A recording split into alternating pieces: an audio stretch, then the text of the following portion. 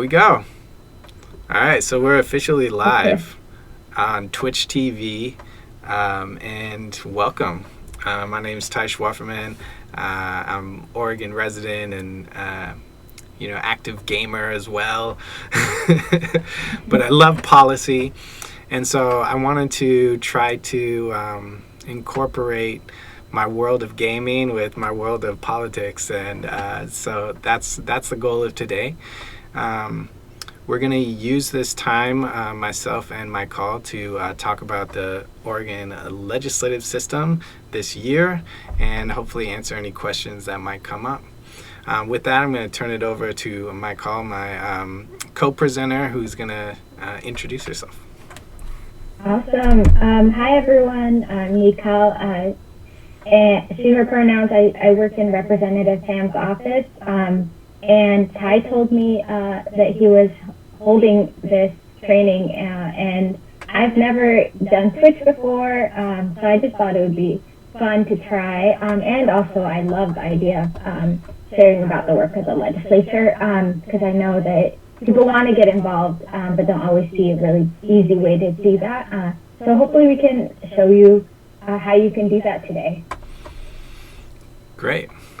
So let's get right into this training. Hopefully it doesn't go over an hour, but we're trying to stay to about an hour, and we'll just kind of wrap it up.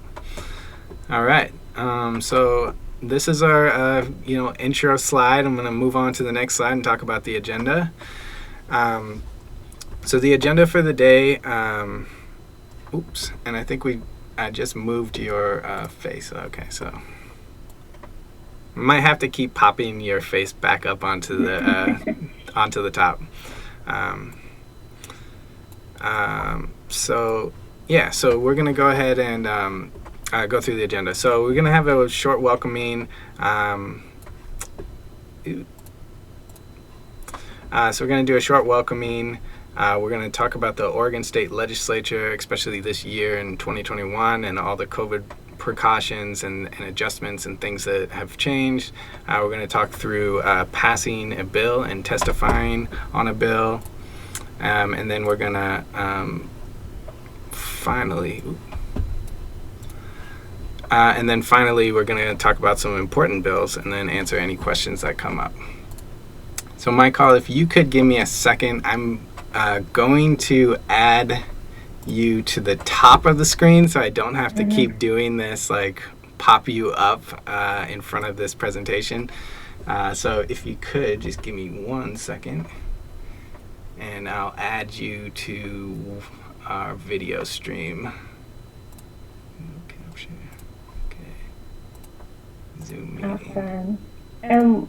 While you're doing that, maybe I could start to share a little bit about the history of Black people in the Oregon legislature. Just one, a very small thing that I wanted to mention. So the first elected official, if there were more people, I would do this as a little trivia. But I'm going to ask you, Ty. Do you know who the first black person to be an elected official in Oregon was? Oh, in Oregon? Oh, Gladys McCoy, or one of the McCoys. Yeah, exactly, Gladys McCoy. But then the first black person in the legislature was her husband, William McCoy. One thing I learned this week about him is his first act in the legislature was passing the 14th Amendment, which basically the 14th Amendment says that after slavery that Black people in this country have civil rights, and you can't take away those rights without due process. So it's just wild that that's where it was in the 1970s that he was elected, and the 14th Amendment was adopted in the U.S. in 1868, right? So it took Oregon more than 100 years to adopt the 14th Amendment, and the person who did that was the first Black person elected to the Oregon legislature. So just to give you some context about, Black people have, it's super important that we're there, and yet there's so much work to do. Right. Because, I mean, absolutely. I mean, that's one of the reasons you and I, as staffers on a Saturday, we're out here promoting the legislature. The work is so deep and so vast, and we always have to recognize the history and also the leaders who really championed these bills and kind of helped bring us to where we are today. So thanks for giving us that little quick trivia fact. So let's jump into the presentation, and I'm going to exit my my full screen and actually go to my PDF because I had a feeling something like this was going to happen. So I have a PDF that I can use as an alternative option here. I like it. Staying ready. Yeah, because there's so many things that I'm still learning about Twitch, and one of them is just like, how do I navigate the many different like applications that go into making Twitch possible. So thanks for bearing with me, Mical, as we do this. This is kind of experimental. Some of my friends were like, who knew that Twitch was a cool place to engage people? And I said, well, I'm just going to try it out, see what happens. Yeah, no, I definitely, I would not know where to start. So it's cool to learn from seeing you do it. Cool. So let's just talk about the Oregon Legislature, and I just put a question here for us to talk about as just a prompt, and we'll just talk about what we see as different. But first, this year, Oregon's 81st Legislative Assembly is starting, and it started on January 1st of 2021. Oregon has a unique system to where there's a 2-year cycle for every regular assembly, and so we're in the start of a new assembly, which is the 81st. The cycle in the off years is actually a short session, and then this year what we're in is called the long session. So I wanted to just talk briefly about what your thoughts are on the differences in the state legislature this year. I know you participated as a staffer last year, but there's obviously a lot of health protocols, safety protocols that are put in place that are different this year. So yeah, talk about what you think is different, and I'll weigh in as well. Yeah. So the building is closed to only legislators go there. They're only there 1 day a week right now, whereas during the regular session they would be there every day working. So Oregon's known for having a pretty open Capitol, and so this has been a lot for people to get used to. The fact that it's closed, the fact that you can't just hold lobby days there, like we were used to, getting a group of people, driving down to Salem and talking to your representatives. But I think it's also important to mention that in some ways it's actually more accessible than ever. You can watch committee hearings from home, and you can testify in committee hearings from home. So that means that you don't have to drive down to testify for 5 minutes and then drive back to Portland or wherever you're coming from in the state. So in some ways it is more accessible than ever. And I hope that we keep those ways that it's become more accessible, because getting down to Salem, finding parking, making that all happen was not easy in the past. So. Yeah, I mean, I think about all the times that I had to drive down to Salem when I was a lobbyist, and just having to deal with the traffic and all these things. So that, as a staffer now, I'm kind of appreciative of not having to drive. The other piece is we could access the hearings online before, but the quality wasn't nearly to the level that it is now. When you looked in the hearings, like the camera was located at a like the corner of the room, and you're like looking over people's shoulders, and you really couldn't see all the participants. Now the hearings are basically like a Zoom meeting. That we use Teams, but it's like a Zoom meeting. You get to actually see everyone's face, and then when someone testifies, it has their face will pop up on the screen. So it's kind of nice that you can actually see all of the participants all at the same time and hear, and hear the audio quality is much better than it was in the past. I will also say that, just as being a staffer, the building being locked down and not being as accessible to the public, that's 100% to just protect the safety of all of the people in that building. And there's, the state legislature doesn't have the resources to test everyone before they go in. It doesn't have the resources to do the temperature checks and other things that would keep everyone safe. So they decided this year that they would go ahead and just have this whole session done virtually. And there's some growing pains with that. I think all the legislators, are going through it and kind of understanding this new system.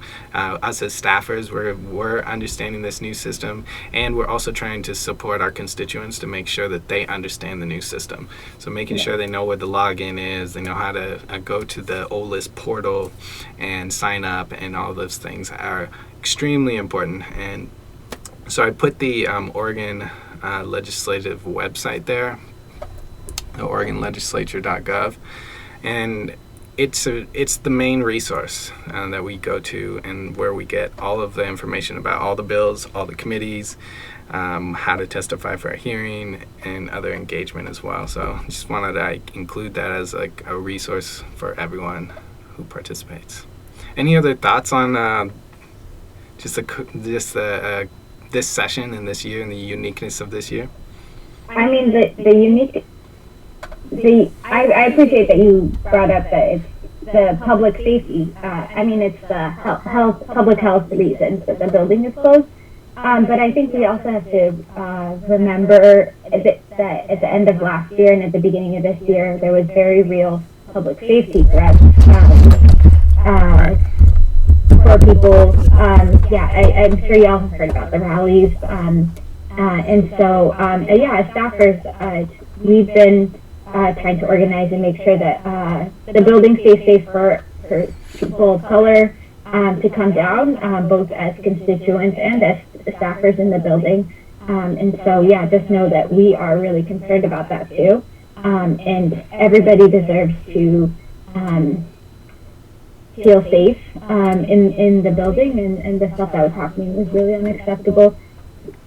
Let's call out the extremism that made a lot of people really nervous. And so I hope by the time the building's open, we continue to have these really open, honest conversations and actually take action to make sure to address it. Right. People may have seen images of the federal Capitol building, where folks are storming the Capitol, and, in many ways the police were overwhelmed there. The state Capitol police are overwhelmed. We have had similar demonstrations in front of our building with similar groups, including like the 3%ers and Oath Keepers and those folks. I mean, they're definitely in Oregon, and our police are aware of them. But I feel like our police have just been pretty on top of protecting the legislature and all the representatives, as well as the building. So I have to just give them credit, because it's, I know a lot of folks were worried after the inauguration what would happen, and they did a good job of just, keeping folks safe. And it actually did delay the start of the session. I think it was delayed by 2 days because of those threats that were made to the building. So, all right. And then one last thing I just want to say about what makes this session different is that the racial justice protests of this summer gave legislators a mandate to actually tackle racial justice. You're hearing that a lot more in the building than ever before. And so now it's our responsibility to hold them accountable to the kind of, things that they're saying in press statements and that kind of stuff. But it's the people who are leading to that difference, that there's a different conversation happening now than there were in previous sessions.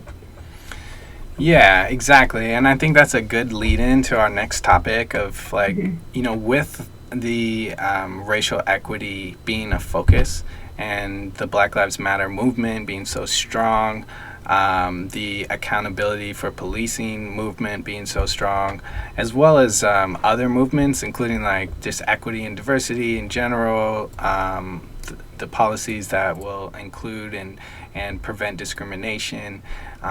There's a lot of momentum in different constituencies around equity. And so one thing that I was hoping this training could do today is just talk a little bit about how do you go from the idea or addressing a problem to turning that into a policy-making process. So let's talk a little bit about that. All right, so passing bills. Let's just talk about what do we do. And this is, in a lot of ways, as a legislative aid, passing bills is a big part of our focus and supporting our representatives. Our representatives have amazing ideas, and they also have amazing policy ideas that are moving forward. And so legislative aides are always tackling this question of like, how do we pass a bill? So let's talk about that a little bit more. So just starting, you really want to start with this problem and understanding what the problem is that you're seeing or that you're facing.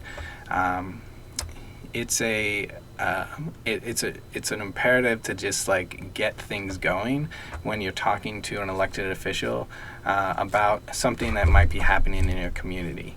For example, let's just make up some example right now where, like, what's a recent story that you've heard, Mical, from a constituent, like that it would be a problem that they raised up to you? And you could just... Yeah. Let me think. Following the racial justice protests, working in the building, I kept hearing from people that we need to take action on police accountability and holding police officers accountable for bad behavior. Breaking the law. Right. So the problem being, we think police officers are breaking the law. We're seeing them at protests, like indiscriminately spraying tear gas. So a lot of people who are just, there, and other folks who just live in the community. So like, we want to see something different in the way that they're treating folks maybe at these protests. So that's an example. So the first thing you want to do is really go in and start doing some fact finding. You want to identify every single instance where this was happening, where these problems are happening. So, you really start cataloging every single protest day by day, and documenting the use of force or the interactions between the police and the community, and you start like building a story that has real data, real-time data.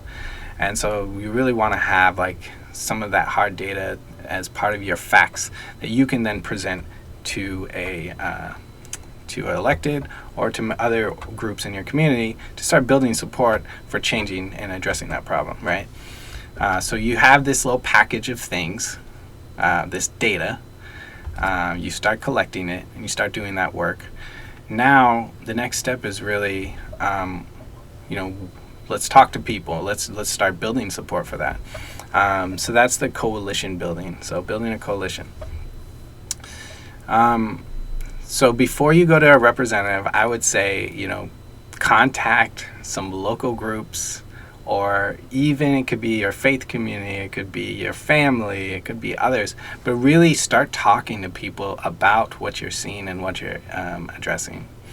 You need to build a little bit of momentum, I think, before you go straight to an elected official, because it really strengthens your argument if you're coming into the conversation was elected with a group of folks, with a team, with more backing, and we can go into a lot of details. Do you want to speak more onto the building a coalition or? Yeah. So it's really about the more people we have that agree with you, the more power you build, and the more people are likely to listen to you, and also you make your ideas better the more you talk to other people, because when you're coming to the legislature, it's a solution, it's a statewide solution, and so you yourself have limited experiences and identities and considerations that you would think of. And so, so that's why it's good to talk to other people. But I guess I just want to say that you can reach out to your representatives to let them know and alert them about a problem, even if you don't have the capacity or ability or time or anything to. We get a lot of emails from people, and oftentimes those emails are from wealthier white people, so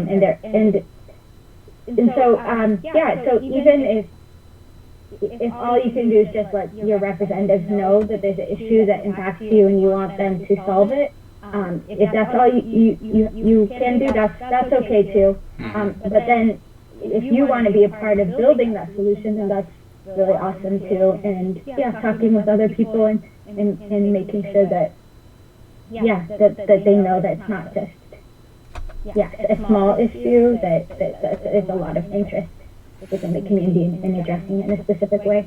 Right. I think you said it really well. That ignore what I said back then. I did say don't go straight to your elected official, but yes, if you do, just do it, and do that direct outreach. There's nothing wrong with that at all. So. So I wanted to move on to the next topic of just how are we going to address our concerns for this bill. So that's really where the actual putting the pen to paper on how you are going to address the problem. So let's go back to police accountability. Again, police using tear gas. What are we going to do to address the problem of the use of tear gas that's indiscriminately, hitting a lot of folks that weren't necessarily participating or participating very peacefully? Excuse me. So how are we going to address it? Well, that's where you start to ask for help from a representative. They have a lot of tools in their arsenal. Not only bills, they have resolutions, they have direct access to many state agencies and agency directors. They also can advocate for you just through a letter, as a concerned elected official. There's so many different ways they can address this issue. But for this one, let's say we just set aside all of the options and we just say, look, this one, the only way we can work on this issue and address this concern is with legislative law, right? So let's start talking about that, and Mical, I'll let you weigh in. What is the first part and first steps in addressing a problem through a legislative law process? Yeah, so the first step is identifying, once you have a problem and once you have a solution, the process of creating a bill is actually pretty simple. This is why we say anybody can actually be a legislator. All legislators do is they identify the problem and the solution, and then you give the bills to lawyers to craft. So you don't have to craft that language yourself. You can so you create a legislative council draft form, and all that on that form you list out, this is the issue, and then this is how we want to solve it. And then you can actually ask your representative to introduce a legislative concept on your behalf. and then they will send that over to the Legislative Council to write the bills. So yeah, it's a lot more accessible than you might think, and with that, it's just timing and making sure that you, like for bills that are being introduced for this session, they you probably want to reach out to your legislator in like the summer or fall to start talking to them about it and talking among yourself. Because I don't remember. Do you remember when there's a drafting deadline? So the bill drafting deadline, I think, is February 19th. I was just looking at it, and I actually have it up somewhere on my notes. But yeah, But yeah, I guess not to go into too much detail, but the point I want to make is the earlier you reach out to them before the session, it can help make sure that they follow up on it and make it happen. But yeah, you can request that from your legislators. Ask them to submit a legislative council draft request on your behalf. Yeah, and like, you know, just because it becomes a draft doesn't mean it becomes a bill, right? So then the next work is really like actually getting it introduced as a bill. And once it's introduced as a bill, that's good. I mean, that means your bill has some momentum. It means that it can get assigned to a committee, and then you really start doing your advocacy work, you know. So you continue to work this idea, you continue to work the concept. We have legal language now. So we get bill sponsors, we go around the building, we talk to folks. Obviously we can do it all virtually now, so we can ask for folks to sign on to the bill as bill sponsors, as chief sponsors. And then we talk to all the members of each committee. Depending on where you end up, you know, some committees are very large, some are smaller. You'd want to talk to all the members of the committee and the chairs of the committee. Once you've done all that work, in some, not all cases, you will get a hearing on your bill, right? And so that's where the possibility of some opposition might come up. So let's talk about the opposition to your bill and how that starts. Would you like to say anything about just like a little bit more about the bill process, but then addressing opposition and how you start working your bill? Yeah. So in that process of crafting a bill, you probably are doing that with some other people, and that's what in a work group, and so that's important for continuing on during the session when there are going to be opposition popping up to your bill, so that you can continue to respond to it and track your bill as it goes through the process. And so. Yeah, I'm not sure what would be helpful to share at this time. So I guess there's a lot more that we could probably say about this, because we could be getting a little too technical. But generally, like this crafting of the bill stage, involves amendments. It involves, really getting deep into those stakeholder conversations, like you mentioned. And turning that into possibly new legal language that will be introduced to your bill. So there could be subtractions, there could be additions, or there could be a whole removal of the entire bill and, do a gut and stuff, which is, another technical term, which is basically like erasing everything and just starting over with something new, and you could end up with like a whole different bill than you ever had before, which can be good or bad. But and so it sounds like you're kind of going into that committee process, which I think happens after you have that bill idea that you've worked with a lot of people, you've engaged.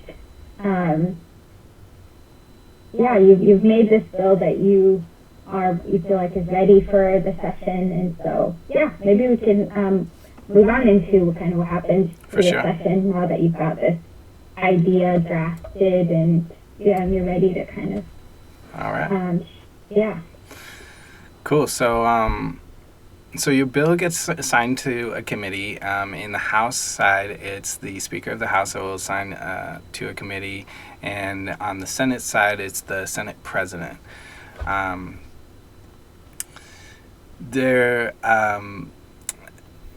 So this slide just has different elements, and I guess we can just talk about different elements of it. But your bill has to go through a whole host of steps before it gets signed by the governor. So I've talked about that. I just put those here. So you get through the committee, you get assigned to a committee, and then what? Talk us through what the next steps are after the committee assignment. Yeah. So for bills, they actually go through 3 readings. So it starts with the first reading on the House, whichever, either on the House or the Senate. And in your first reading, it's just being introduced. And then after the reading, it goes. So we're in the House. So I'll give you the House example. It goes to the Speaker's desk, and then the Speaker decides which committee it's going to go to. And committees are super important because that's where bills are debated. That's where most of the work on the bill happens. Like if people want to make amendments to a bill or change the bill, or if it's in committee and it never gets a hearing, for most bills that means that that's where it dies in this process. And so a lot of advocacy happens, making sure that your bill gets a hearing in that committee and that it passes out of that committee. There's a whole lot of committees. So your police accountability bill would probably end up in the Judiciary Committee. And the chair of the Judiciary Committee is Representative Bynum. And then, you get your public hearing, people get a chance to testify. And then once it's out of committee, the committee votes. And if there passes, it goes back to the floor for second and third readings, and then after that point it passes. And then it goes to the other chamber. And so then it has to do that same process in the Senate, and it looks pretty similar. There are some differences, but yeah. So the point that's really important to make is there's a lot of bills that start out at the beginning of the session, but at every step you see that some bills don't make it out of committee, that some bills don't, when they get a vote on the third reading is when they get to vote on it. So if it doesn't pass in the House, then its process is done, and it doesn't end up going to the Senate. So there's a lot of points where a bill could die. Yeah. There's no other way to say it, right? The bill could, the life of that bill could be over for that session, but the idea for every bill, some may end that session and they're just done for good. Some may come back in the next session, and the conversation and process all starts over again. I wanted to just read off some of the dates just in case folks are watching this and are curious about this year's session. So the Oregon State Legislature this year have a few key dates for a bill to move along the process. And the first one, the most important one, is Friday, March 19th, which is a bill needs to be scheduled for a hearing and, a work session in its first committee, right? So by March 19th, if it's not scheduled for a work session in its first committee, it's done, right? So that's the first major deadline. When these bills move from the... So they must move from their first chamber by April 19th. All right. So so it has to have a work session on the March 19th, and then by April 19th. It's actually April 13th. by April 13th, that bill must have moved out of that committee, meaning it has to get the votes it needs out of committee, and it also has to have a floor session, and that floor session then has to pass that bill out of the floor, which is where all the members of the House or all the members of the Senate get a chance to vote on that.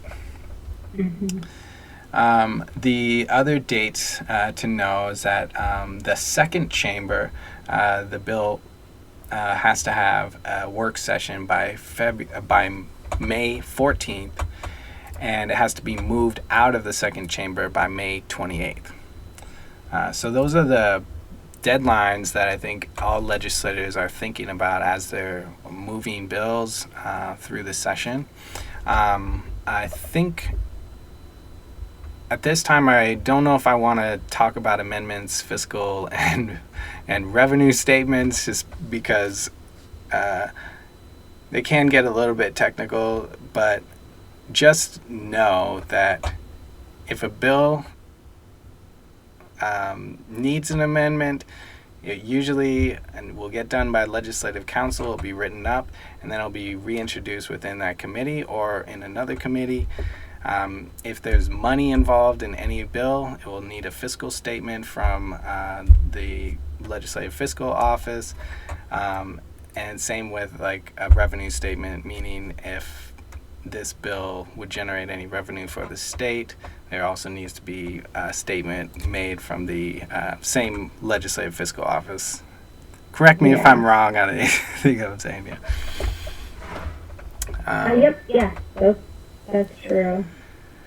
I don't know if it's helpful to also mention that we talked about the process of somebody introducing a bill, which a lot of legislators do and a lot of community organizations do, and citizens can also, or residents of Oregon can also do. But there's also a lot of coalitions that also introduce agendas. And there'll be opportunities during the session to provide public testimony in support of them or against them as well. So you don't have to introduce a bill to be involved in this process. You can also support a lot of bills that either legislators are introducing, or there's a lot of, like the Coalition of Communities of Color releases a legislative agenda.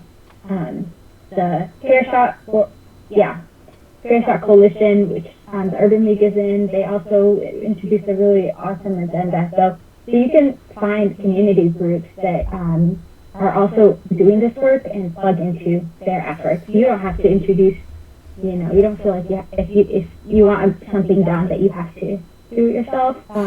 You can also see what other people are doing and jump in and plug into that as well. Yeah, that's a great point. It's a really great point. With that point, which was so amazing, let's move on to talking about some of our bills that are important. Is that cool?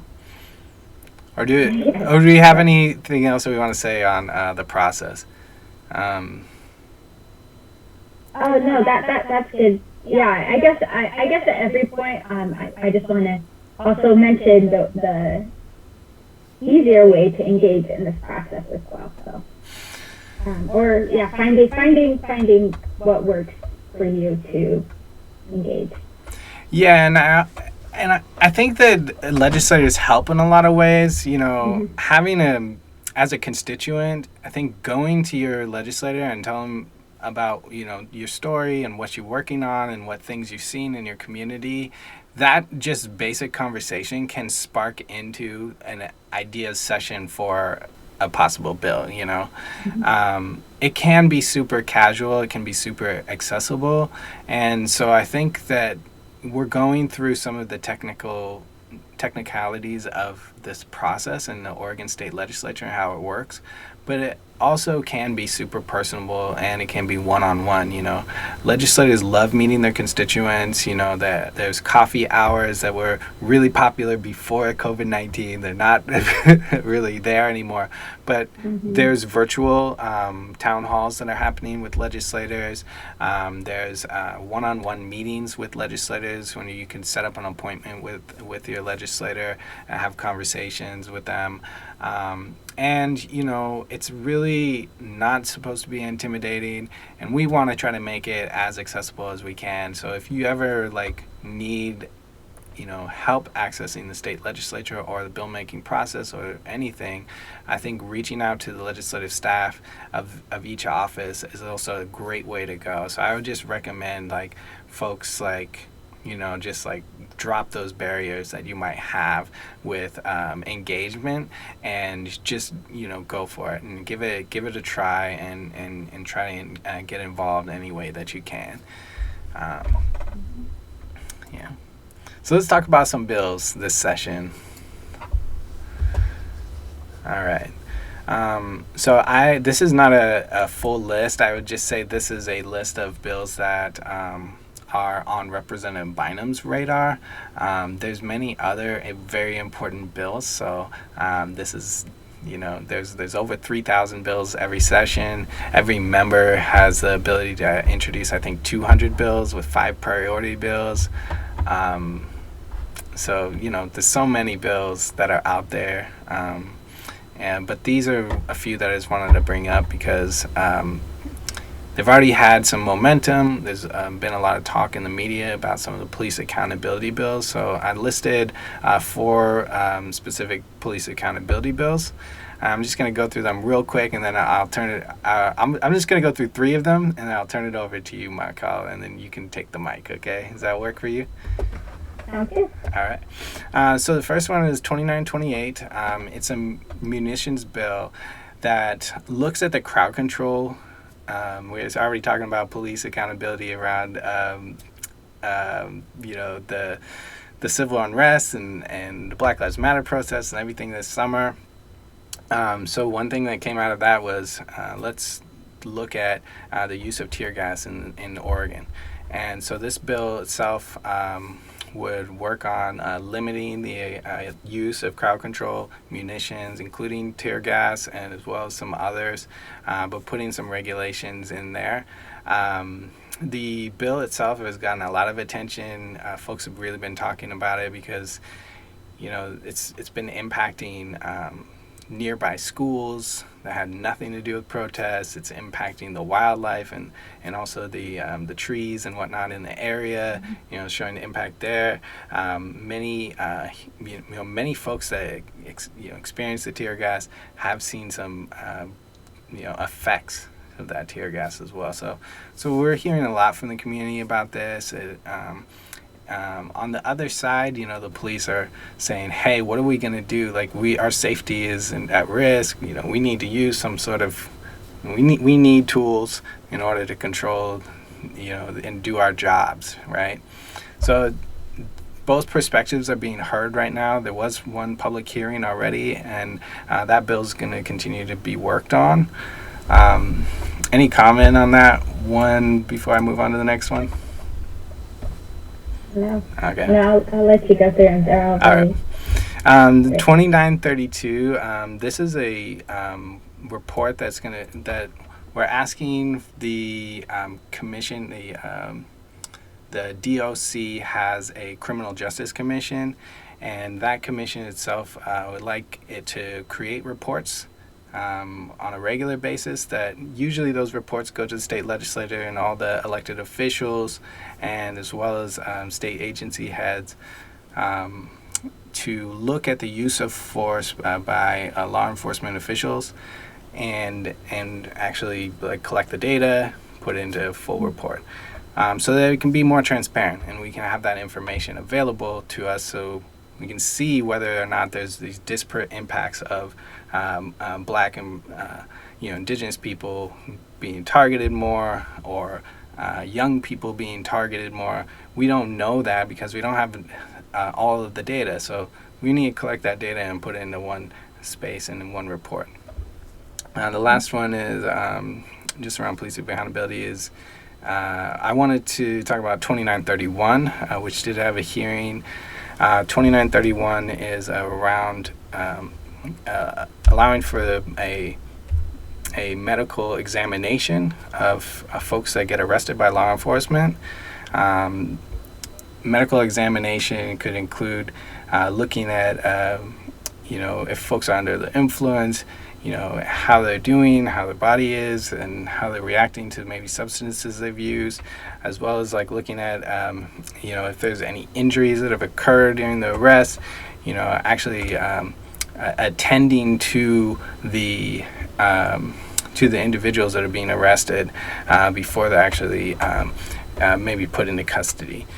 So we're looking at that bill. This is a interesting one because I know that many people have heard the national or seen the national outrage of the George Floyd incident, and that specific one where obviously you saw an example of an arrestee who was first of all was not attended to, and the medical condition that he was in was quite obvious to many people who were there and actually watching the incident occur. So thinking about these bills, we're thinking about broadly reacting to some of the community pressure and some of the results of the police accountability protests and activism, and the Oregon State Legislature's responsiveness to that has been some of these bills that I just talked about. So with that, I'll turn it over to Mical, and I know that there's many other bills on your radar. Yeah, and I love that you gave an overview of the bills. I think a lot of these are going through Rep. Bynum's office. And so I think there's bills that come from within the legislature, and then there's some really awesome ones that come from community organizations as well. So I thought I'd highlight a couple of them that I think are the most exciting ones. The first is the Justice Reinvestment Act, which is House Bill 2002. That bill really tackles Measure 11, the three crimes that three offenses under Measure 11 that lead to 40% of arrests. It updates the sentencing guidelines and is being introduced by a coalition that has been working on this issue for since the protest, and really takes a holistic look at limiting contact of community members with police, and also just making these really groundbreaking changes in our criminal justice system that will impact many lives. So that is a really exciting one. Another bill that is coming the Senate Bill 571, and it's also House Bill 2366, which is as a result of the Next Up and the Oregon Justice Resource Center. Sorry, I said it too fast, didn't I? Was it 571? Was it 571, yeah. And that one is restores voting rights for adults in custody. So that means that, it would make Oregon the first state in the nation to restore voting rights. And, we saw with COVID that, it took a whole lawsuit to make sure that people are getting vaccinated in prisons. And so I'm just excited at the idea of, just changing the way that people in custody can exercise their right to be members of our society. And so I think that one is really awesome. And then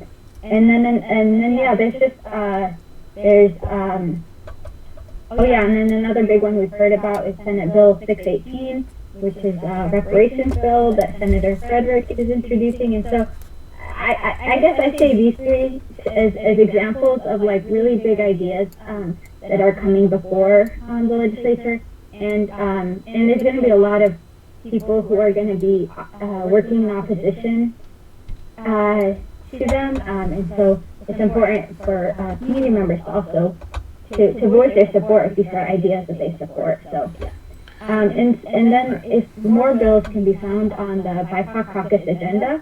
Yeah. Did you want to mention that already? Yeah, we should put that link in the chat, and I'll. I think I have the link.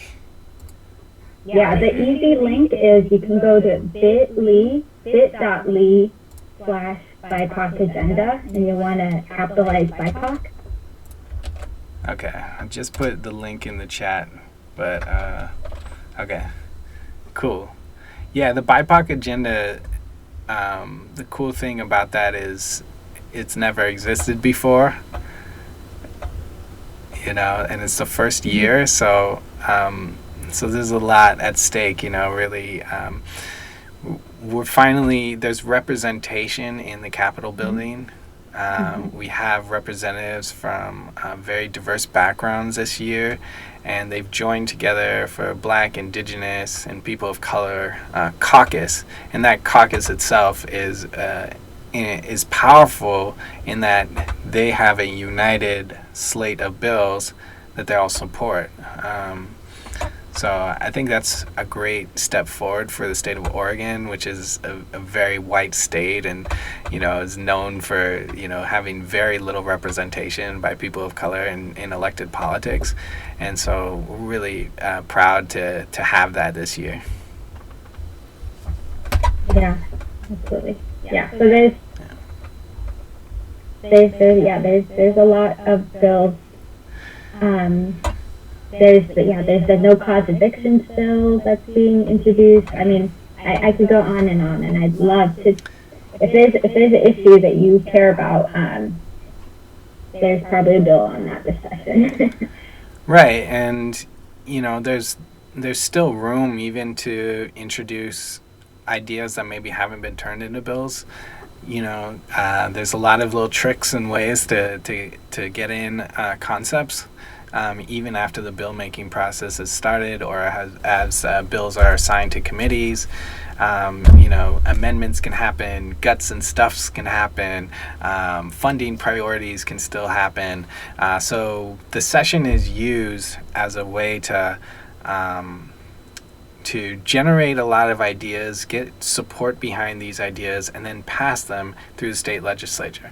And so our work is constantly evolving, and we never should feel defeated by any setback that your bill might have, because the idea itself still lives on, and the bill language and the work that you put behind the bill language and the work that you put behind your coalition building can continue. And I always think of politics as a game of longevity.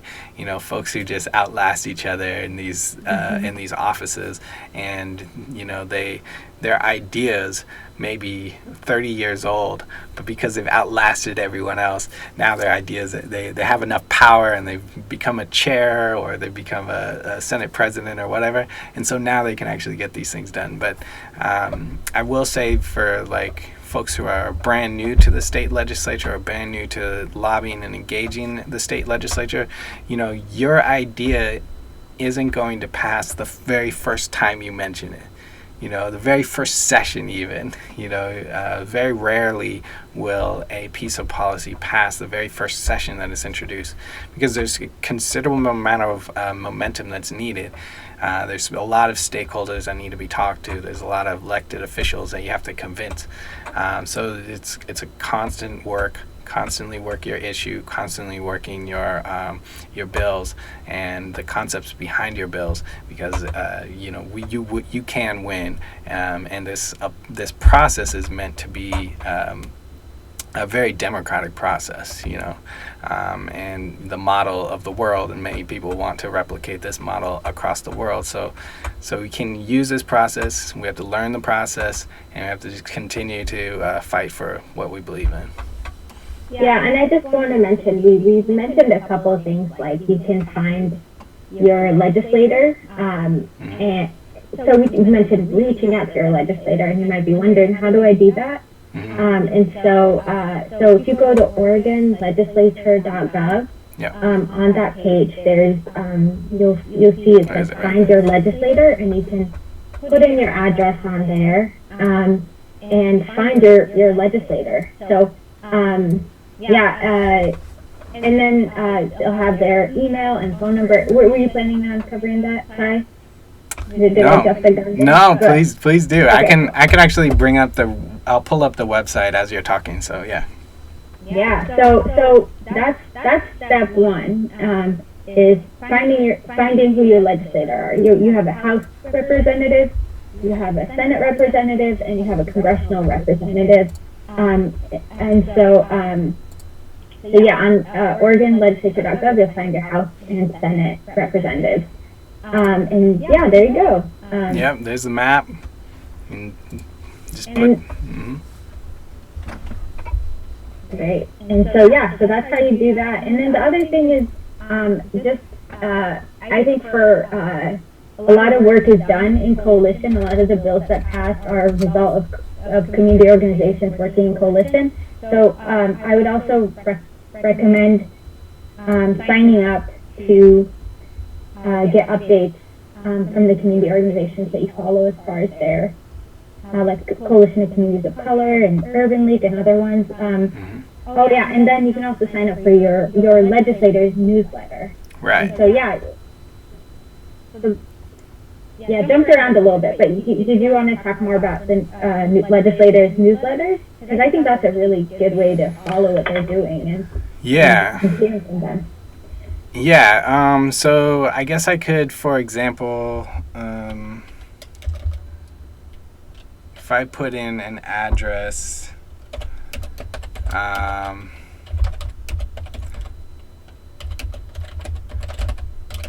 I'm putting in an address. Let's find out what legislator it finds. Okay, so Ginny Burdick. Perfect. So let's use Ginny Burdick as an example of like how do you engage Ginny Burdick. So you found out that this is your senator and you've never talked to them before, never engaged this office, and maybe you're brand new to advocating for whatever your issue is.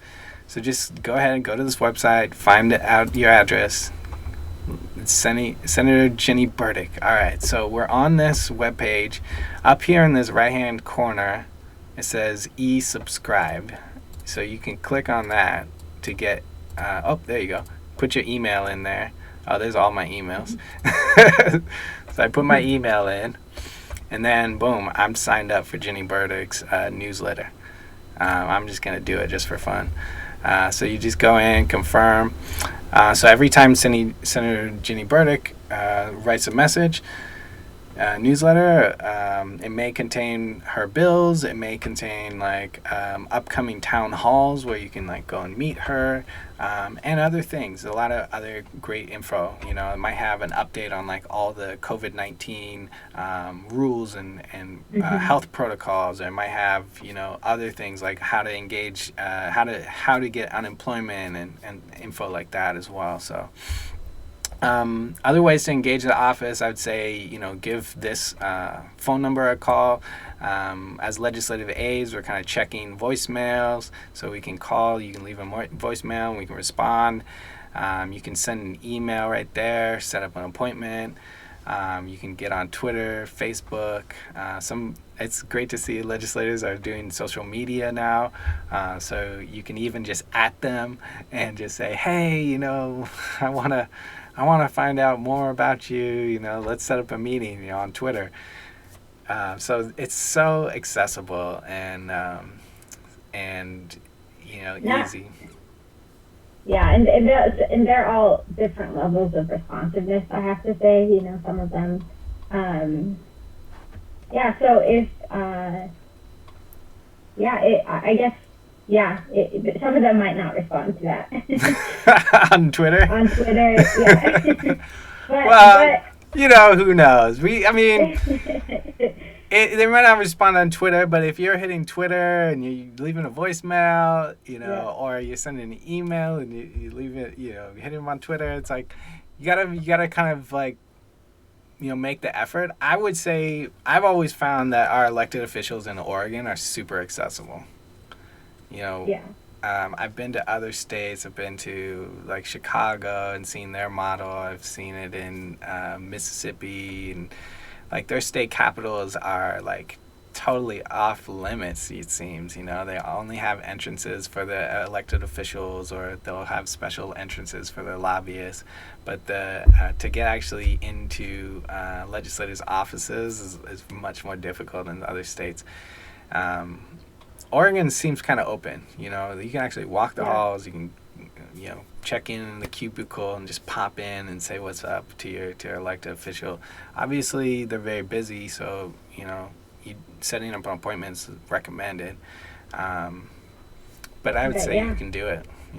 Yeah, I think that's a good point to kind of end on. Is they're your representatives, and they, you have a right to contact them and share your concerns.